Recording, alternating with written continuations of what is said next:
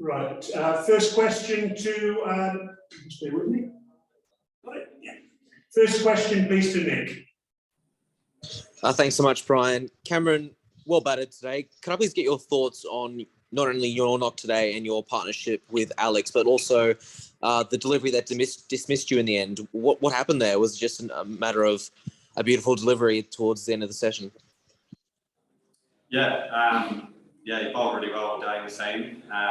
He's got the ball to reverse pretty largely both ways. Unfortunately, yeah, just lack of concentration when you've been batting out there for a while. I thought I saw the ball go away from me, but it came back in, and that's kind of what you face over here. So, yeah, hopefully I'll play better next time.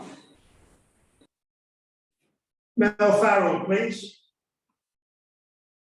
Thanks, Brian. Hey, Cameron, just wondering if you can take us through the learning curve that you've been on this tour, because it feels like you've been on the steepest learning curve of everyone by virtue of the different roles that you've had to take. So what are the key things that you have been learning? Yeah, over the subcontinent, you don't get caught behind as much. So I think with batting, the main learning curve I had to do was kind of bat and leg stump and learn to feel comfortable with that. Obviously, if you do that in Australia, you're you probably can nick off a lot more, and you're not too worried about getting LBW because it's probably going over. But over here, everything goes underground. So, the main learning curve is trying to get used to batting on leg stump, feeling comfortable with that, and then obviously with the spin bowlers, how you play them when the ball kicks a bit lower and turns a bit more. So, that's been a really good trip for learning, I guess. Justin Chadwick, please. Yeah, thanks, Brian. Good day, Cameron. Just wanted to ask you about your batting at test level. It seems to be maturing really nicely. What have you noticed just as each test goes by in terms of your batting? And also, you're so close to getting that century. What's that like, coming close a few times now? Unfortunately, I keep having thoughts go through my head when I'm out in the middle.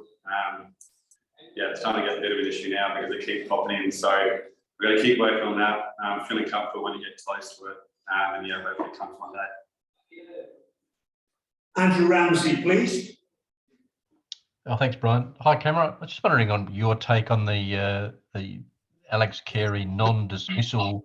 What was going on there? It seemed to be the umpire gave him out twice and it wasn't out. And I wonder what discussion you had, and then it looked like the ball had grazed the stump, what the response was then.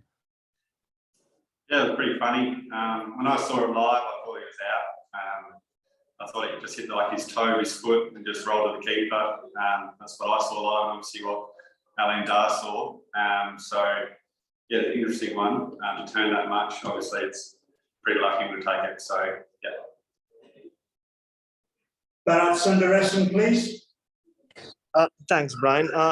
Hey, Cameron, just about the pacing of your innings. I mean, we've seen already in Test cricket, there are times you go in there, start a little slowly and then power on.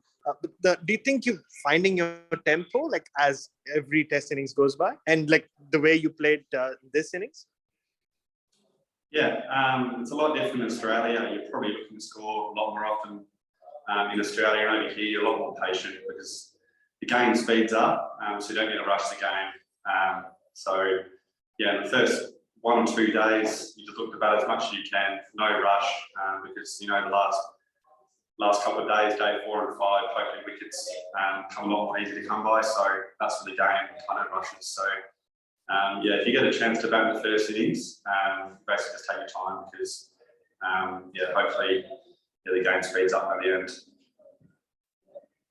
Alex Malcolm, please.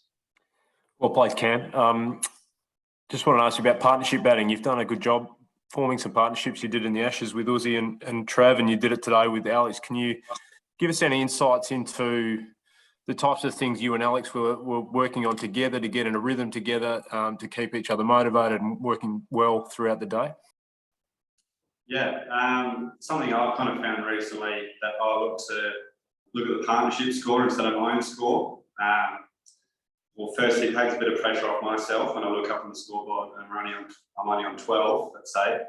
But if the partnership's on 30, you feel a lot more calmer. So That's kind of what I've been trying to do recently, just to focus more on the partnerships, and then your own score will obviously gradually increase. So that's kind of what me and Alex did. Obviously at the time, we kind of needed a big partnership. I think we were 5 for the 200. We needed that big partnership. So Kev's had an awesome. 3 more questions now, please. Farid Khan, Wakas Zafar, but first of all, Tom Decent. Hey Cam, it seems a matter of when, not if, you'll go on and crack that triple figures. Do you think a test 100 or a 5 would mean more to you? Yeah, definitely a test 100. Something I've been working towards my whole life, and if it comes, that'll be awesome. Definitely 100, I'd say. Farid Khan, please. Hi Cam, just talk us through facing the new ball and when the ball got a little older, and just a word on Naseem Shah's spell. Talk us through the new ball, when the ball gets older, and specifically about Naseem Shah's spell. Yep. Funny enough, when you come into the subcontinent, or what I've found so far in Pakistan, it's the easiest kind of bat when the new ball's out. It's really tough to score when the ball's really old and obviously reversing. It's actually tough to score runs because you obviously force it a lot more because the ball's a lot softer. So you're actually loving it when you're out there with the new balls there. It's a good opportunity to push your own score and team score along. And then obviously a lot tougher when it's older. It's got to be a bit more of a grind rather than a good stroke play. So, and then Naseem Shah bowls beautifully. Obviously his action is perfect for these conditions. Obviously not bouncing as much, he just keeps attacking your pegs, and he was so consistent. So credit to him. Last question now, please. Wakas Zafar. Hi there. Just wanted to know your thoughts on batting against reverse swing.